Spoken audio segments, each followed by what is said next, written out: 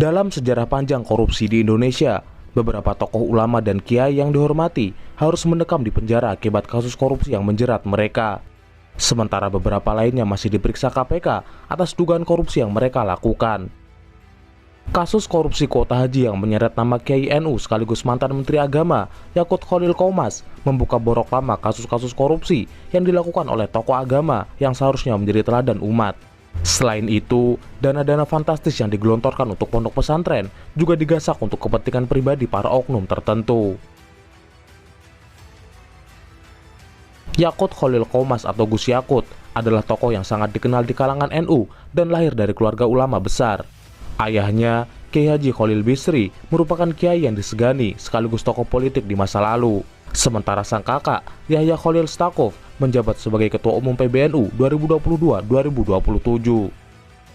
Karir politik Yakut Khalil Qomas melesat naik saat dirinya ditunjuk Presiden ke-7 Joko Widodo sebagai Menteri Agama pada sisa masa jabatan 2019-2024. Sebelumnya, ia pernah menjadi Ketua Umum Gerakan Pemuda Ansor, anggota DPRD dan DPRD, hingga Wakil Bupati Rembang.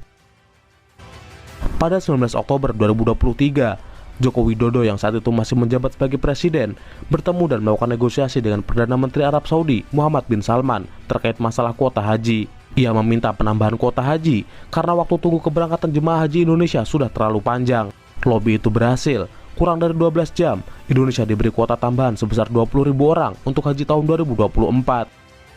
Bahwa antrian haji di Indonesia sangat panjang, bahkan ada yang harus menunggu 47 tahun, sehingga Indonesia membutuhkan tambahan kuota haji. Kurang dari 12 jam, komitmen tambahan kuota haji langsung diberikan, paling tidak 20.000 untuk tahun depan. Perlu digarisbawahi, kuota tambahan ini seharusnya dialokasikan untuk haji reguler. Namun Kementerian Agama di bawah kepemimpinan Yakut Khalil Qomas justru melakukan penyimpangan dengan membagi kuota itu sama rata. 10.000 untuk haji reguler dan 10.000 lainnya untuk haji khusus yang dikelola oleh biro travel swasta.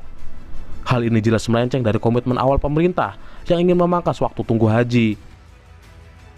Pansus Haji bentukan DPR menganggap pembagian 50-50 ini telah melanggar aturan Undang-Undang Nomor 8 Tahun 2019 tentang penyelenggaraan ibadah haji dan umroh. Aturan tersebut menetapkan proporsi pembagian kuota 92% untuk haji reguler dan 8% untuk haji khusus. Jika diterapkan pada 20.000 kuota tambahan, seharusnya jemaah reguler mendapat 18.400 kursi, sementara jemaah khusus hanya 1.600 kursi. Pembagian dan penetapan kuota haji tambahan tidak sesuai dengan Undang-Undang Nomor 8 Tahun 2019.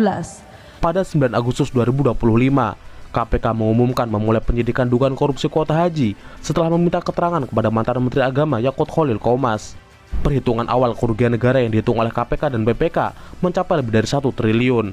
Sebagai tindak pencegahan, KPK mencekal 3 orang, yaitu mantan Menteri Agama Yakut Khalil Qomas, mantan staf khusus Yakut, Isfah Abidul Aziz, dan pemilik Biro Haji Maktur, Fuad Hasan Masyhur. Pencekalan ketiganya menjadi pintu masuk untuk menelisik lebih dalam dugaan persekongkolan yang terjadi. Benar saja, di balik tirai Kementerian Agama telah terjadi lobi-lobi dan pertemuan antara pengusaha travel haji untuk meminta jatah lebih besar dari kuota haji tambahan. KPK menduga ada lebih dari 100 agen travel, termasuk 10 agen travel besar yang terlibat dalam pembagian kuota haji. Serangkaian pertemuan antara perwakilan asosiasi travel dan pejabat di Kemenak menghasilkan angka 50-50 yang menguntungkan kedua belah pihak. Travel haji mendapat porsi dan keuntungan lebih besar, dan pejabat Kemenak yang diduga mendapat aliran dana dari para pengusaha tersebut. Hasil lobby itu kemudian dilegalkan menjadi surat keputusan Menteri Agama Nomor 130 Tahun 2024 yang ditandatangani oleh Yakut Khalil Qomas. Sederet pertanyaan kemudian muncul. Apakah surat itu dirancang sendiri oleh sang menteri? Apakah angka 50-50 murni usulan dari bawah? Atau memang ada perintah dari atas? Berapa total uang pelicin yang diberikan? Dan kemanakah aliran dana itu bermuara?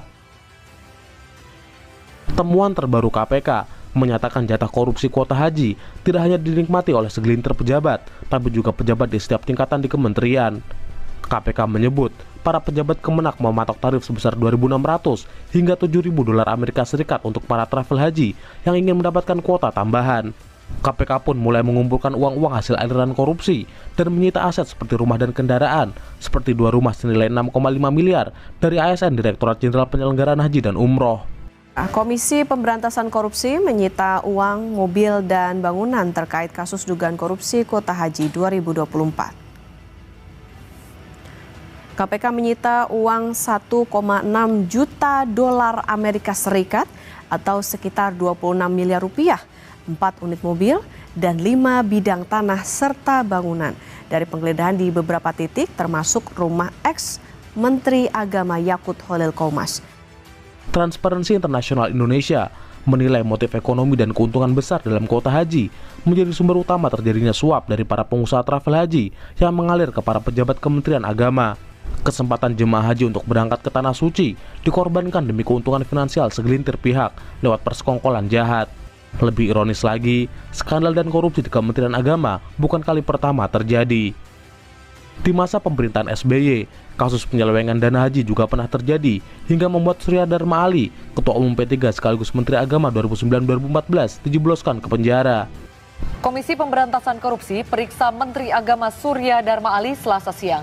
Pemeriksaan terkait dugaan korupsi pengelolaan dana haji tahun 2012 hingga 2013. Pada 2014, KPK menetapkan Surya Dharma Ali sebagai tersangka kasus korupsi pengelolaan dana haji tahun 2010-2013. Surya Dharma menggunakan dana setoran haji untuk membiayai perjalanan haji gratis bagi keluarga, ajudan, dan orang-orang terdekatnya. Ia pun dilaporkan melakukan markup harga untuk catering, pemondokan, dan transportasi jemaah haji. Tak sampai di situ, Surya Dharma Ali juga disebut menyelewengkan dana operasional menteri sebesar 1,8 miliar untuk kepentingan pribadi. Akibat kasus-kasus yang merugikan negara miliaran rupiah tersebut, Surya Dharma Ali dihukum penjara 10 tahun penjara dan bebas bersyarat setelah menjalani hukuman 6 tahun. Menteri Agama lain yang pernah terjerat korupsi adalah Said Agil Hussein Al-Munawar. Menteri Kabinet era Megawati ini dinyatakan bersalah karena mengkorupsi dana abadi umat dan biaya penyelenggaraan ibadah haji tahun 99 hingga 2003. Saat itu, sejumlah dana yang seharusnya digunakan untuk sektor pendidikan, kesehatan, dan pembangunan sarana ibadah digunakan secara pribadi oleh Said Agil. Kasus yang merugikan negara sebesar 719 miliar itu membuat Said Agil divonis 5 tahun penjara oleh Pengadilan Negeri Jakarta Pusat pada Februari 2006. Ahmad Muhdor Ali atau Gus Muhdor adalah politisi yang menjabat sebagai Bupati Sidoarjo 2021-2024. Ia merupakan tokoh NU sekaligus anak dari Kiai Besar Agus Ali Masyuri. Muhdor Ali terjun ke politik saat mencalonkan diri sebagai Bupati Sidoarjo dari fraksi PKB. Dalam kontestasi itu, Muhdor dan pasangannya Subandi menang dan resmi menjabat sebagai orang nomor 1 di Sidoarjo sejak 26 Februari 2021. Selama masa kepemimpinannya, dirinya seringkali mendapat beberapa penghargaan yang luar biasa, baik dari skala provinsi maupun nasional. Ironisnya, kepemimpinan Muhdor Ali ternyata tak sebersih yang dibayangkan. Pada April 2024, KPK menetapkan Muhdor Ali sebagai tersangka korupsi pemotongan insentif ASN BPPD Kabupaten Sidoarjo senilai 1,4 miliar. Kasus ini berawal dari adanya OTT KPK di kantor BPPD Sidoarjo. KPK mengamankan 11 orang, termasuk mantan kepala BPPD dan mantan Kasubag Umum dan Kepegawaian. Meski sempat mangkir dari panggilan pemeriksaan, Muhdor akhirnya ditetapkan sebagai tersangka dan kemudian divonis 4 tahun 6 bulan penjara. Kasus ini menjadikan Muhdor Ali alias Gus Muhdor sebagai Bupati ketiga Sidoarjo yang terjerat kasus korupsi, setelah Win Hendarso atas korupsi dana desa 2,3 miliar dan Saiful Ilah atas kasus suap dan gratifikasi. Raden Kiai Haji Fuad Amin Imron berasal dari keluarga dan keturunan ulama tersohor di Madura bahkan Indonesia. Ayahnya, Kiai Amin merupakan tokoh agama sekaligus tokoh politik yang pernah menduduki jabatan DPC P3 Bangkalan. Fuad Amin juga merupakan cicit dari Muhammad Khalil Al-Bangkalani atau Syekhona Khalil, seorang ulama karismatik yang juga guru dari pendiri NU, Kiai Haji Hashim Asy'ari. Selain itu, Fuad Amin juga merupakan besan dari Hamzahas, Wakil Presiden 2001-2004. Perjalanan politik Fuad Amin dimulai dari P3, lalu berlanjut ke PKB. Bersama PKB, karir politiknya melesat jauh. Pernah menjadi Ketua Dewan Syuro PKB Jawa Timur, anggota DPR hingga Bupati Bangkalan 2 periode sejak 2003. Pada 2008, pilkada secara langsung dimulai. Fuad Amin kembali diusung oleh PKB sebagai calon bupati bersama wakilnya Syafiq Rofi'i yang merupakan sepupunya sendiri. Jaringan kuat yang sudah dibangun bertahun-tahun antara ulama, jawara, dan kepala desa menjadi mesin politik Fuad untuk menang di arena pilkada. Namun, kepemimpinan Fuad selama 2 periode bukan tanpa masalah. Dirinya kerap kali dilaporkan dalam dugaan kasus pelanggaran hukum, namun seolah tak tersentuh. Pada 2003 dan 2008 misalnya, Fuad dilaporkan atas dugaan ijazah palsu saat pencalonan diri sebagai bupati. Sayangnya, kasus ini kemudian dihentikan oleh kepolisian pada 2014. Ada juga kasus-kasus lain seperti dugaan korupsi dana pesangon anggota DPRD Bangkalan hingga dugaan korupsi dana bantuan untuk pengungsi Sampit dan Sambas. Sebagai keturunan ulama tersohor, Fuad Amin hidup dalam norma-norma agama yang kuat. Sayangnya, kekuasaan politik yang begitu melenakan akhirnya membuat dirinya tersungkur dalam kubangan kotor korupsi. Pada 2014, Fuad Amin ditangkap KPK karena terbukti menerima suap sebesar 15 miliar dari Antonius Bambang Jatmiko, Direktur PT Media Karya Sentosa terkait pembelian gas alam. Fuad juga diketahui meminta jatah 10% dari setiap alokasi anggaran selama 10 tahun berturut-turut. Dari jatah persenan ini, Fuad mampu mengumpulkan kekayaan lebih dari 300 miliar yang kemudian dibelikan tanah, properti hingga kendaraan. Akibat kasus ini, Mahkamah Agung menjatuhkan vonis 13 tahun penjara kepada Fuad Amin Imron. Pada 2018, Fuad Amin kembali tersangkut kasus suap Kalapas Sukamiskin. Fuad menyuap Kalapas senilai 71 juta agar diberi kemudahan keluar masuk dari lapas. Pada 2019, Fuad Amin Imron yang masih berstatus narapidana meninggal di usia 71 tahun. Anak Fuad Amin, Makmun Ibnu Fuad yang juga pernah menjabat sebagai Bupati Bangkalan, pernah diperiksa sebagai saksi dalam kasus dugaan korupsi pengadaan barang dan jasa yang merugikan negara sebesar 3,2 miliar. Adik Fuad sekaligus Bupati Bangkalan 2018-2023, Abdul Latif, ditangkap KPK terkait kasus suap lelang jabatan senilai 5,3 miliar pada 2022. Abdul Latif juga diduga meminta jatah dari setiap proyek di seluruh dinas sebesar 10%. Akibat kasus ini, Abdul Latif divonis penjara 9 tahun. Dana bantuan bagi pesantren dan lembaga pendidikan Islam sebesar 2,5 triliun rupiah diduga menjadi ladang korupsi. Hasil investigasi ICW menemukan sejumlah pesantren fiktif tercatat sebagai penerima bantuan hingga adanya potongan bantuan yang dilakukan oleh oknum tertentu. Selain para tokoh agama yang terjerat kasus, dana bantuan pesantren dan lembaga pendidikan Islam sebesar 2,5 triliun juga diduga menjadi ladang korupsi. Indonesia Corruption Watch menemukan beberapa penyalahgunaan dalam penyaluran bantuan operasional pendidikan pesantren di Aceh, Sumatera Utara, Jawa Timur, Jawa Tengah, dan Banten. Penyalahgunaan yang terjadi termasuk soal kecacatan administratif, praktik pemotongan, pesantren fiktif, sampai digunakan untuk kampanye politik. Dari 5 daerah yang menjadi pantauan, potensi kerugian terbesar terdapat di Aceh yang mencapai 7 miliar.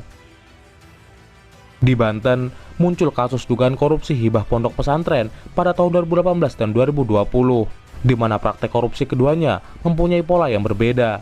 Adanya sekitar 716 pesantren fiktif seolah penerima bantuan padahal kenyataannya tidak ada, serta pemotongan 15 juta sampai 20 juta dari penyaluran rekening senilai 40 juta di tiap pesantren. Sekitar 150 pengurus pondok pesantren penerima hibah dipanggil oleh Kejaksaan Tinggi Banten dan diantaranya telah ditetapkan sebagai tersangka karena diduga ikut mengumpulkan potongan dana. Setidaknya ada 5 orang terdakwa dalam kasus dana hibah pondok pesantren. Pada 2025, Kejaksaan Negeri Gresik membongkar kasus dugaan penyelewengan dana hibah yang dilakukan oleh sebuah pondok pesantren sebesar 400 juta dari pemerintah Provinsi Jawa Timur.